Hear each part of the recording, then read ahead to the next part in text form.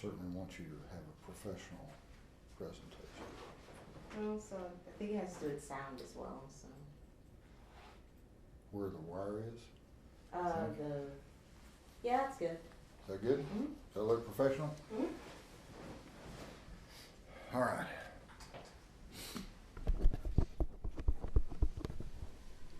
Which one do you and I'm gonna set up?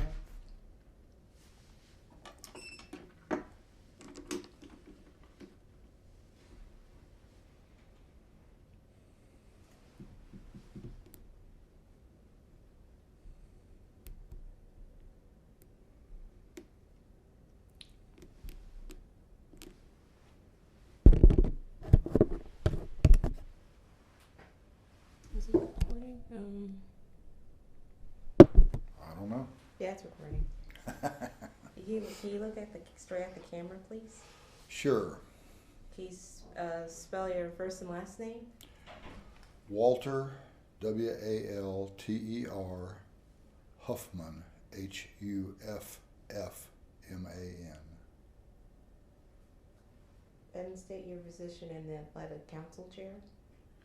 Right. I'm Dean Emeritus and a Professor of Law here at the Texas Tech School of Law and Chair of the Athletic Council for Texas Tech. Okay. Have you heard about any developments about pay for play, the pay for play for college athletes? Well, I've read a lot about it, yes. And, you know, I've read also about and know about the so-called Power 5 conferences having recently adopted a full cost of attendance scholarship rule that will allow, I think, a little more equitable treatment of student athletes. I think, I presume your question is, what do I think about pay for play? Mm-hmm. And I think that's a bad idea. I don't, you know, in some ways, in many ways, student athletes are already being paid. How so? Through their scholarship, through the stipends they receive for various and sundry things, through their, all their food is paid for, and this full cost of attendance provision is allows the big 5 conferences, the Power 5 conferences, as they say, who have the money to do this, to provide an additional stipend to student athletes that in fact covers the cost of attending that particular school. So, you know, the cost of living in Lubbock, if you will, an additional stipend for that. So I think that's a good thing because college athletes in today's environment are in really a full-time regimen where they're working all the time, and they don't have an opportunity to get an outside job really, except in the summers and then only in limited ways. So I think this full cost of attendance provision that fully reflects the cost as best they can of attending college, so they get the scholarship, their books, their fees, their tuition's paid for, their meals are paid for, incidentals are paid for, and then this additional stipend pays for, like I say, what's euphemistically called the cost of living in that particular city. So the problem with it is the things that concern schools like Texas Tech that are located in Lubbock, where the cost of living is relatively low, is that what we will be giving our student athletes under this provision, this cost of living, the full cost of attendance provision, will be less than UT will be offering to their student athletes, because the cost of living in Austin is higher. But to a student athlete, sorry, excuse me.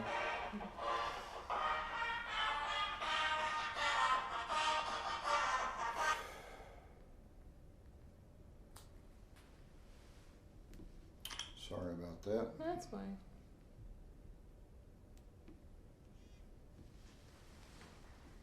It won't happen again.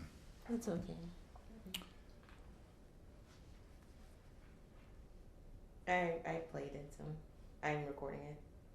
You're recording? Yeah. Okay, so so to a student athlete, when they see what they receive from the University of Texas, it looks like a larger monetary figure than they would receive going to Texas Tech. And that concerns us a little bit about how a young, an 18-year-old high school senior is going to say, well, if I go to UT, I get this much money.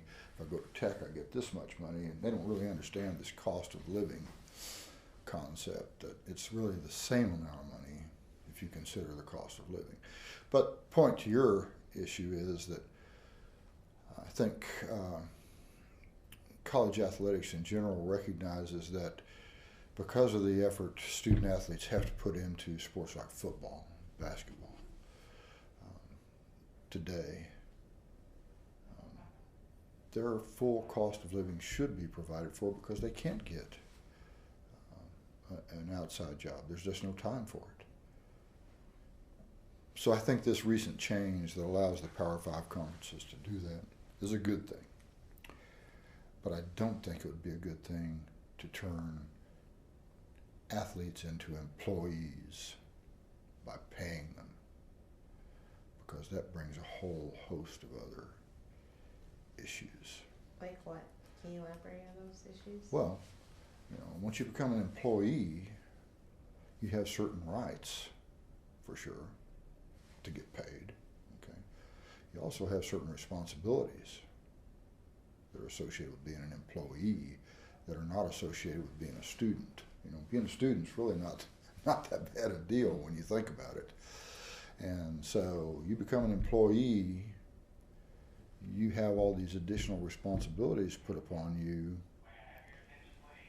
Are you going to have to pay now Social Security taxes? You're an employee.